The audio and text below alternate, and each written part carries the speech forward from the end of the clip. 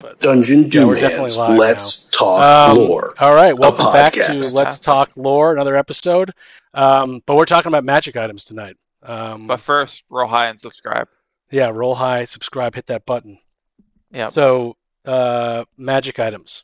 Homebrew magic items. So, there's many ways to think about. Well, magic items in general, adding into your game are going to change the way you do it, but that's something that players love to find.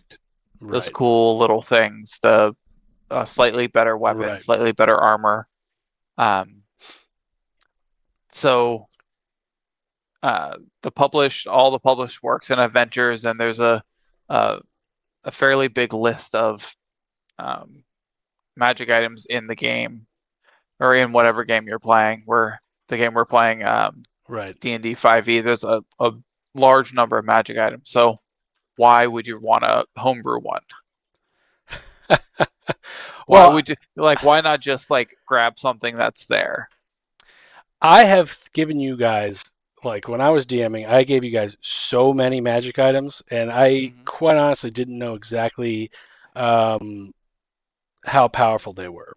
But I did learn from that experience, at least, Well, I will say you did have a way of managing it. You just kill the players and they loot right. all those magic items away. I didn't kill that many. You just have 2 more to get to. Well, yeah. I mean, yeah. So to answer your question, yeah, why would you want to make a homebrew a magic item? Now, I mean, I guess it depends on your players, really. Do they want the items? Do they need the items? Did you make a too powerful type thing, monster or puzzle? Does part of the puzzle, there's a lot of questions. Is the puzzle made for the item? Is the story arc part of the item? So there's all of that to consider.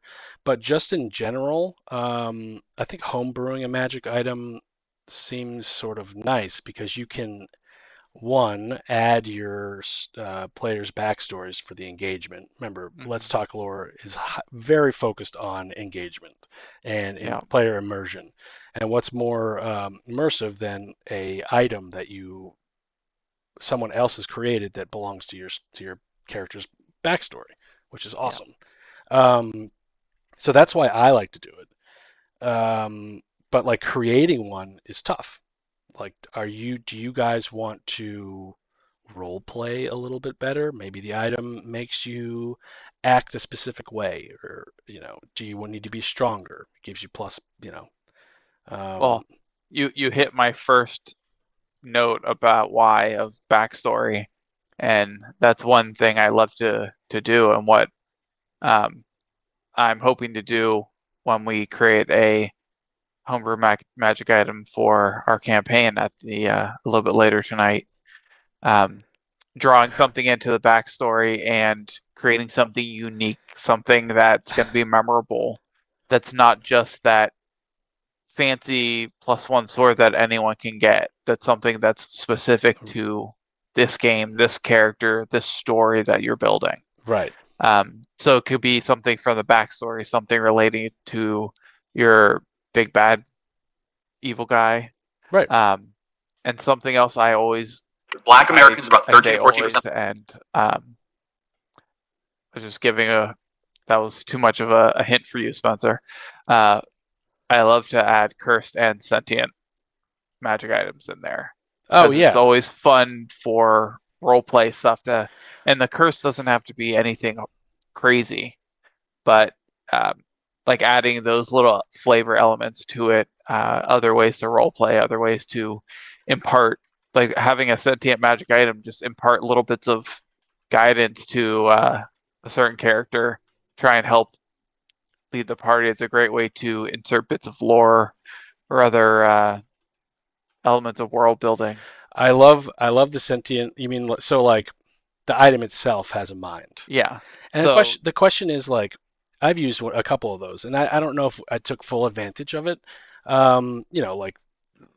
What was a good example of one? The sword that or the gloves. I gave you guys gloves that want certain things. So if you're wearing it, it'll I think it reaches for something, or the sword that like can tell the truth. Like Yeah. it's not you use it and then the player knows the truth. It's you use it and it tells you the truth, or role play that. Role play how your character, I love the idea of magic items that like bring you into the game. So let's just say like we have a couple players who are not role play friendly. Hmm. Sometimes like getting past that initial barrier of role play just entails a little bit of maybe a little embarrassment. So like maybe you have the magic item like affect the group so that everyone has to do it and share in the experience. So, you know, uh, I don't know. Well, some effects of that magic item can affect the entire party. Like one of my favorites is the Berserker axe, or great axe curse that you can go into a frenzy and attack and kill everyone in your party. And I dropped that on a barbarian in. Actually, this is a great point.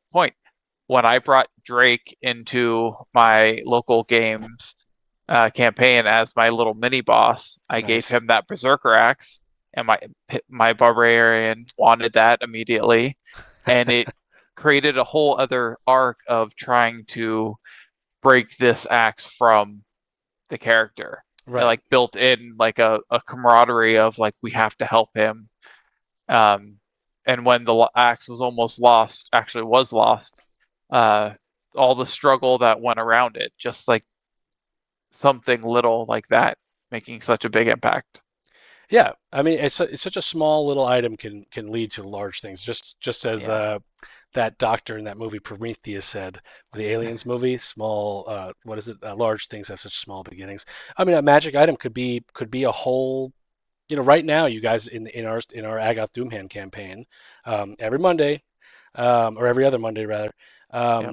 you guys are looking for an item. So that's just a Yeah. point, Well, you know. we're looking for a MacGuffin. Yeah.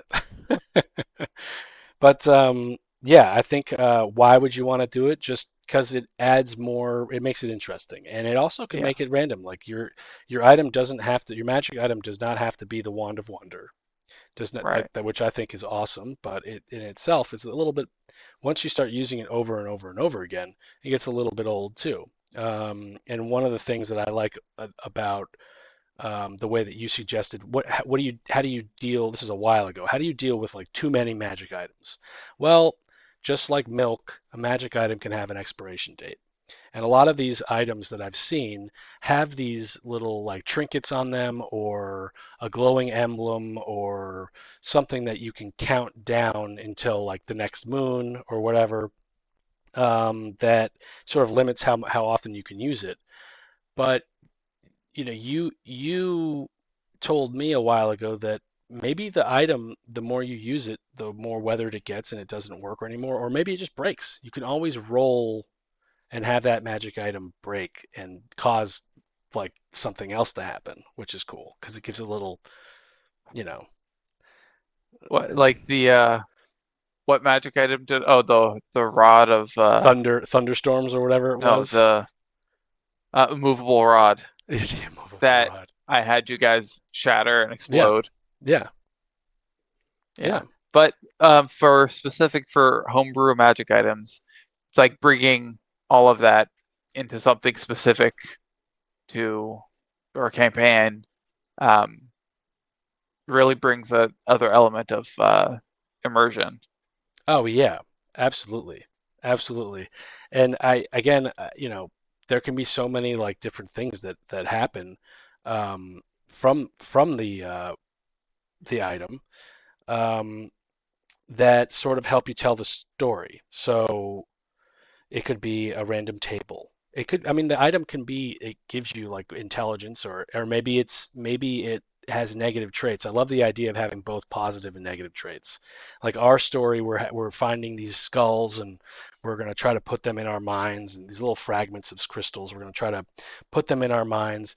And like, how do you obviously you're going to benefit from it. So like the green skull is part of nature, but nature is not just good or bad, it's both. So like I think thinking of like a magic item in that sense, and obviously it depends on what kind of item it is, but having putting a little bit of like fear in the player for using the item is also it just adds another layer to everything.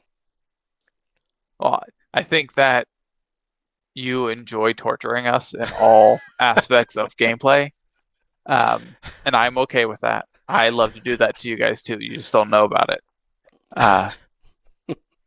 It's true. It's true. I mean, listen, the horn of the berserker. I hate when that thing goes off and then Aaron blows it, and there's 50 berserkers, and now I have to deal with it. Not only deal with it, but we have to DM it. So maybe put a little homebrew magic in there. Maybe there's an off chance that the berserkers are bad. Or you could always have a thief in the night. Right. I don't. I gotta roll high. No. You gotta listen. If you're gonna have a thief in the night, if you're gonna deal with stealing if the magic item is too annoying, it's fun but annoying. Like I gave you the Horn of Berserker to fight like a big bad, which you needed, the Elder Brain, and then you held onto it and you used it to fight the dragon, which was good. You needed it, but now it's sort of to me it's distasteful and as a DM to use that every time that there's something serious. So maybe you put a thief in the night. But you know what? You got to roll for that thief. Everyone's got to see you roll for that thief. And if you roll low, the thief gets caught. My goodness. Yep. And that's a great world building experience because not only is Matt going to kill this guy immediately, he's going to find out information from him somehow. Well, too. He's going to find out who told him you guys were there and had fancy things. Oh, yeah. And then story arc, Yep. And then he's going to know that guy's boss has magic items as well. So, yeah. It's great. And it's then like a good. And then they pick up random orb and can't drop it and are always in constant communication with a frog. Yeah. Yep. Yeah, you have to hold on to it. So maybe you have, however you want to hold on to it. Yep. Negative advantage, if disadvantage on certain things, but you can communicate with the frog. Your unarmed strikes do more damage. You know where the best lily pads are. Yes. But yeah, so I think magic items it's a sort of a way to. I mean, there's so much you can do with just an item.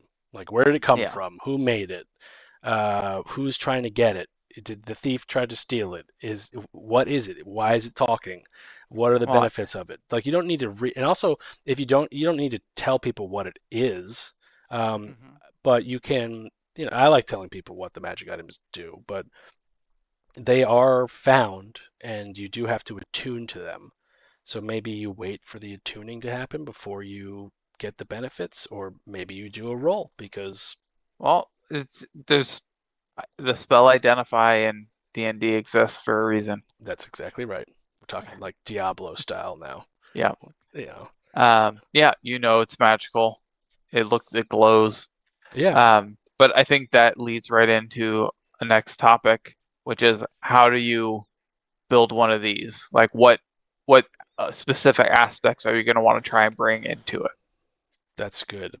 Dungeon Doom Hands, Let's Talk Lore, a podcast.